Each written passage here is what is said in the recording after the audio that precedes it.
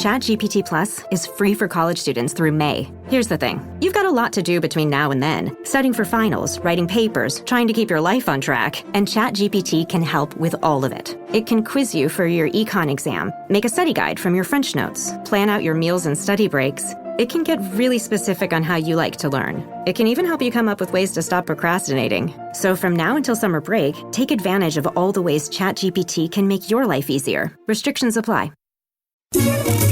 The Other Side of Midnight. 77 WABC. Local Spotlight. Good morrow, everyone. This is The Other Side of Midnight on 77 WABC. I'm Frank Morano. We start this morning with breaking news that has sent shockwaves throughout the entertainment industry. But this isn't from Hollywood or Nashville. It's from right here in New York City. Sean P.Diddy Combs, one of the most iconic figures in hip-hop, has been arrested in Manhattan following a grand jury indictment. Combs, who's been under investigation for months, now faces serious accusations, including racketeering and sex trafficking. His legal team, however, has been quick to defend him, calling him an innocent man and noting that he voluntarily came to New York last week in anticipation of these charges. These allegations stem from a lawsuit filed last year by Combs' former girlfriend, the singer Cassie, who accused him of years of sexual and physical abuse. While Combs settled that lawsuit in just one day, more lawsuits followed. 5 in total, including accusations of sexual assault. Combs has vehemently denied all wrongdoing, describing the claims as fabrications from people looking for a quick payday. Now, while this story unfolds, let's remember one fundamental principle: the presumption of innocence. It's easy to get caught up in the sensationalism, but no matter how damning the accusations seem, Combs, like anyone else, deserves his day in court. His legal team has been very clear. They believe this is a gross overreach by federal prosecutors, and they're preparing to fight these charges aggressively.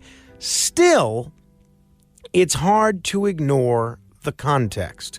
Federal agents raided Combs' homes earlier this year, confiscating electronics, and video footage has also surfaced showing Combs physically assaulting Cassie in 2016, and it's very violent, it's very brutal. Honestly, it's difficult to watch. In response to that footage, Combs himself admitted that his actions were inexcusable and that he sought professional help. Now, does that automatically make him guilty of the more serious charges? Of course not.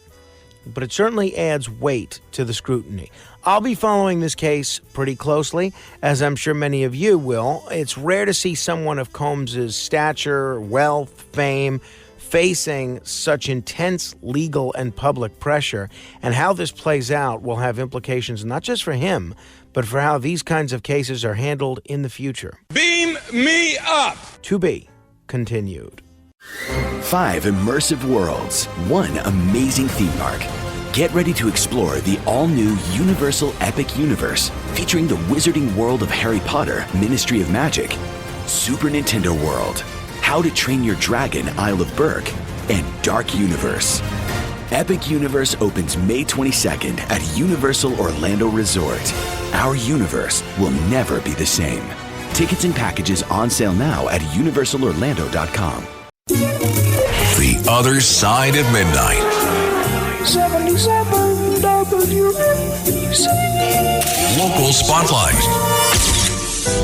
Good morrow, everyone. This is The Other Side of Midnight on 77 WABC. Let's talk about a topic that's got everyone buzzing: cell phones in schools, specifically whether we should ban them outright. Now, I've said it before and I'll say it again. We absolutely need a smartphone ban in our city schools, and I'm not alone in thinking this. Turns out most teachers agree with me, and frankly, who better to ask than the folks in the trenches every day. Big article in The Gothamist that showcases a recent survey from the United Federation of Teachers, and surprise, surprise, 63% of New York City public school educators support a citywide ban on mobile phones. That's right. The very people responsible for shaping young minds know firsthand how much these devices are doing to undermine that mission. And it's not just about distractions, although, let's face it, how can anyone focus on Shakespeare when TikTok's calling? It's also about the mental and physical health toll these devices are taking on our children. Now, Mayor Adams has not yet imposed a citywide ban, but it's on the table. I say the sooner the better. Other school districts like Los Angeles and Orlando have already done it, and it's high time New York City followed suit. Even Governor Kathy Hochul is on board, saying it's time to liberate kids from their phones, and I couldn't agree more. But here's the catch. While a ban is absolutely necessary, it's got to be implemented correctly. The survey revealed that nearly 40% of schools with existing bans said those bans failed, mainly due to poor planning and enforcement. I mean, if the kids can figure out how to break into locked phone pouches, then clearly we need a smarter approach. And let's be clear, teachers shouldn't be left holding the bag literally or figuratively when it comes to enforcement. As the union president, Michael Mulgrew, who I have a lot of differences with, but as he pointed out, educators don't want to waste precious class time collecting phones or dealing with disruptions over enforcement. It's got to be a system-wide policy with clear, consistent rules, and most importantly, it's got to be fair. We can't have one school doing one thing and another school doing something completely different. Uniformity is key. The parents need to be part of this conversation too, and I understand in today's world the phone is often seen as a lifeline or emergency contact between parents and their kids, but guess what? There were emergencies before cell phones, and somehow people managed. Schools can and should have policies in place that allow for emergency communication without giving kids free rein to Snapchat their way through algebra. So yes, we need this ban, but we also need to get it right. Beam me up! To be continued. Morning decisions. A creamy mocha frappuccino drink? A sweet vanilla? Maybe a smooth caramel? Or that white chocolate mocha? Whichever you choose, delicious coffee awaits. Start your day with bottled Starbucks Frappuccino drinks. Pick up a bottle near you wherever you buy your groceries. The Other Side of Midnight. 77 WABC. Local Spotlight.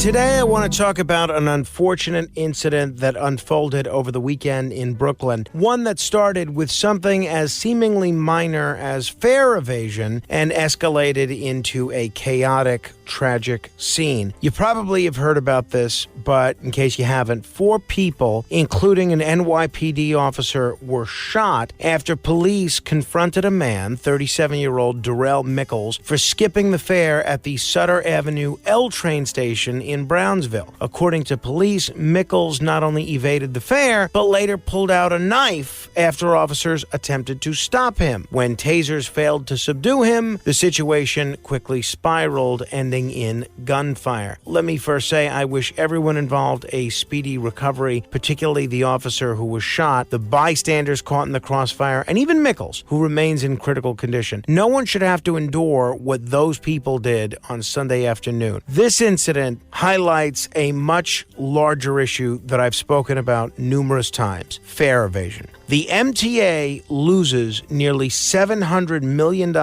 every year because of fare evaders, and it's a massive problem. We need a greater crackdown on fare beating, no question about that. But let's be honest here. This is not the type of situation anyone should expect from a fare evasion case. No one should lose their life or risk their life over the price of a subway ride. Now, I'm certainly not suggesting the police acted improperly. They responded to a threat when the suspect pulled a knife, but we have to ask ourselves why. Why did it get to this point in the first place? Fare evasion on the surface is not a crime you'd think would result in an officer getting shot, and yet here we are. I understand that Brownsville is one of the poorest neighborhoods in New York City with a 39% poverty rate.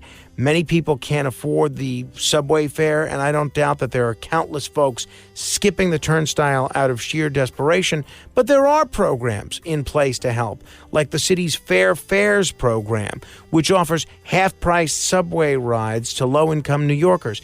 These programs exist to ensure people don't have to steal a subway ride. So while I sympathize with the financial struggles of some of these folks, fare evasion is still theft, and it adds up to a serious problem for the city. So what's the solution? Free mass transit? I don't think we can afford that, especially when the MTA is already hemorrhaging money. More cops? We've already got plenty in the subway system, but clearly the way these situations escalate leaves a lot to be desired. Maybe it's about rethinking our approach to how these crimes are prosecuted, looking at different ways to keep people from jumping the turnstile in the first place. Overall, though, just a sad, sad story. To be continued. This episode is brought to you by Netflix. 3 couples, 4 vacations, a lot to unpack. Watch The 4 Seasons, a new series starring comedy favorites Tina Fey, Steve Carell, Will Forte, Coleman Domingo, and more in a hilarious and heartfelt love letter to long-term relationships. Based on the original Alan Alda film. Watch The 4 Seasons, streaming now only on Netflix. The Other Side of Midnight. 77 WABC. Local Spotlight. The recent arrests of 2 former FDNY Chiefs on bribery charges have sparked a wave of criticism from various city officials, particularly Public Advocate Jumaane Williams and State Senator Jessica Ramos. Both seized on the moment to express their frustration with the overall governance of Mayor Eric Adams. It's important to note that Senator Ramos is running for mayor, and Public Advocate Williams would become the mayor if Adams were to resign. Williams even went so far as likening the current environment to Tammany Hall, and Ramos lamented one disappointment after another with the administration. But here's the thing. Are we rushing to judgment here? Is it really fair to pin this particular scandal on Adams? Let me be clear. I've been critical of Mayor Adams in the past, and he certainly has plenty of challenges on his plate, including legal troubles surrounding his campaign and his administration.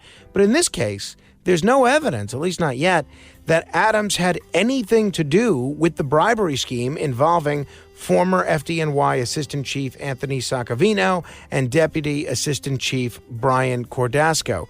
These are 2 men accused of fast-tracking inspections and pulling strings for bribes in exchange for favorable treatment in construction reviews.